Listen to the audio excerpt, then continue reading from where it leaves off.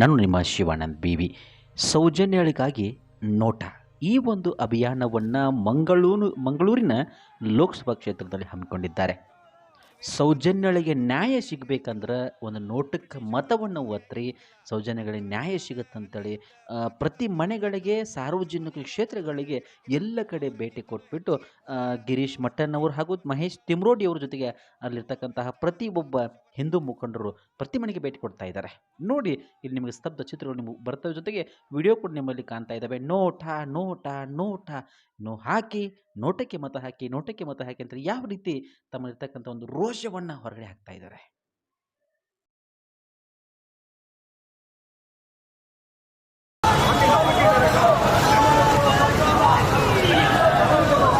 ಬೀದಿ ಹೋರಾಟವನ್ನು ಮಾಡಿಕೊಂಡು ಬಂದೆವು. ಅದ ನಂತರ ರಕ್ತ ಹಸ್ತಾಕ್ಷರದ ಮೂಲಕ ಮೋದಿಯವರ ಒಂದು ಗಮನ ಸೆಳೆಯುವಂಥ ಕಾರ್ಯಕ್ರಮ ಮಾಡಿದೆವು. ಅದ ನಂತರ ದೆಹಲಿ ಚಲೋ ಕಾರ್ಯಕ್ರಮ ಕೂಡ ಆಯಿತು. ಇದು ಯಾವುದಕ್ಕೂ ನಮಗೆ ಸ್ಪಂದನ ಸಿಗದ ಕಾರಣಕ್ಕೋಸ್ಕರ ಈ ಬಾರಿ ನಾವು ನೋಟದತ್ತ ತಿರುಗಿದ್ದೇವೆ. ಸೊ ನೋಟ ಅಭಿಯಾನ ಇದೀಗ ಧರ್ಮಸ್ಥಳ ಗ್ರಾಮದಿಂದ ಖಂಡಿತವಾಗ್ಲೂ ಸ್ಟಾರ್ಟ್ ಆಗಿದೆ. ನಿಮ್ಗೆ ಗೊತ್ತಾಗ್ಬೋದು, ಧರ್ಮಸ್ಥಳ ದ್ವಾರದಿಂದ ಸ್ಟಾರ್ಟ್ ಆಗಿರುವಂಥದ್ದು, ಪಾಂಗಳ ಸೌಜನ್ಯನ ಮನೆ ಏನಿದೆ ಅದರಿಂದ ಸ್ಟಾರ್ಟ್ ಆಗಿರುವಂಥದ್ದು ನೋಟ ಅಭಿಯಾನ. ಈಗ ದಾರಿ ಉದ್ದಕ್ಕೂ ಜನರು ಇದ್ದಾರೆ, ಏನು ಹೇಳ್ತಾರೆ ಅಂತ ಕೇಳೋಣ. ಏನು ಹೇಳ್ತೀರಾ ಸರ್ ನೋಟ ಅಭಿಯಾನದ ಬಗ್ಗೆ? ನೋಟ ನಮಗೆ ಯಾರು ಸಪೋರ್ಟ್ ಮಾಡಲಿ, ಎರಡು ಪಕ್ಷದವರು ಕೂಡ ನಮಗೆ ಕಾಂಗ್ರೆಸ್ ಆಗಲಿ BJP ಆಗಲಿ, ನಾವು ಪಕ್ಷವನ್ನು ದೂರದಿಲ್ಲ, ಆದರೆ ನಮಗೆ ಯಾರು ಸಪೋರ್ಟ್ ಮಾಡಲಿಲ್ಲ ನೋಟದ ಬಗ್ಗೆ, ಸೌಜನ್ಯ ಪ್ರಕರಣದ ಬಗ್ಗೆ. ಅದಕ್ಕೋಸ್ಕರ ನೋಟ. ಇಷ್ಟೊಗಲದ ಒಂದು ಧರ್ಮಸ್ಥಳವನ್ನ ನಮ್ಮ ಕ್ರೂರ ಧರ್ಮೋದ್ಯಮಿಗಳು, ಅತ್ಯಾಚಾರಿಗಳು, ಕುಟುಂಬದ ಸಹೋದರರು ಏನು ಮಾಡಿದ್ದಾರೆ ಇವತ್ತು. ಸಾವಿರಾರು ಅತ್ಯಾಚಾರ, ಕೊಲೆಗಳು, ಧರ್ಮದಿಂದ ಬಂದ ಹರಿಕೆಯಾನದ ದುರುಪಯೋಗ, ಇದಕ್ಕೋಸ್ಕರ ನೋಟ ಅಭಿಯಾನ. ಎಲ್ಲರೂ ಕೂಡ ನೋಟಕ್ಕೆ ಮತ ನೀಡಿ ಅತಿ ಹೆಚ್ಚು ಮತಗಳನ್ನು ಕೊಟ್ಟು ನ್ಯಾಯಕ್ಕೆ ಒಂದು ಶಕ್ತಿಯನ್ನು ತುಂಬಬೇಕು, ಹೆಣ್ಣು ಮಕ್ಕಳ ನ್ಯಾಯಕ್ಕೆ ಒಂದು ಶಕ್ತಿಯನ್ನು ತುಂಬಬೇಕು ಅಂತ ವಿನಂತಿ ಮಾಡ್ಕೊಳ್ತಾ ಇದ್ದೇನೆ.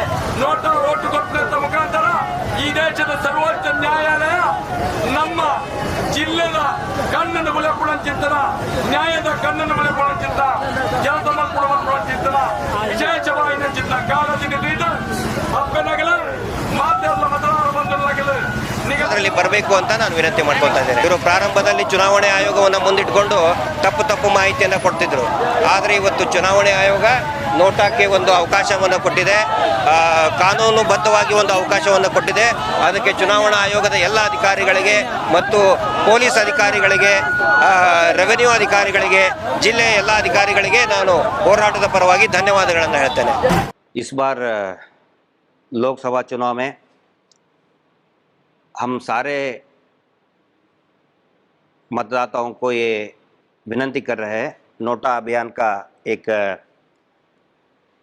गुजारिश है, एक प्रयत्न कर रहे हैं हमारे तरफ से, हमारे नेता श्री महेश शेट्टी तिमरोडी जी, उनके मार्गदर्शन में. क्योंकि पिछले 11-12 साल से एक बच्ची की बड़ी क्रूरता से अत्याचार हुई थी और उस बहुत बर्बरता से उसकी हत्या हुई थी.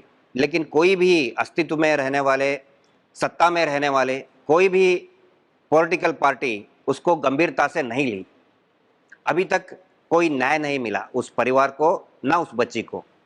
इसीलिए हम पूरे जो अभिमत है, पूरे जनता के जो अभिमत है, उसके आधार पर पूरे कर्नाटक में हम आग्रह कर नोटा के लिए आग्रह कर रहे हैं.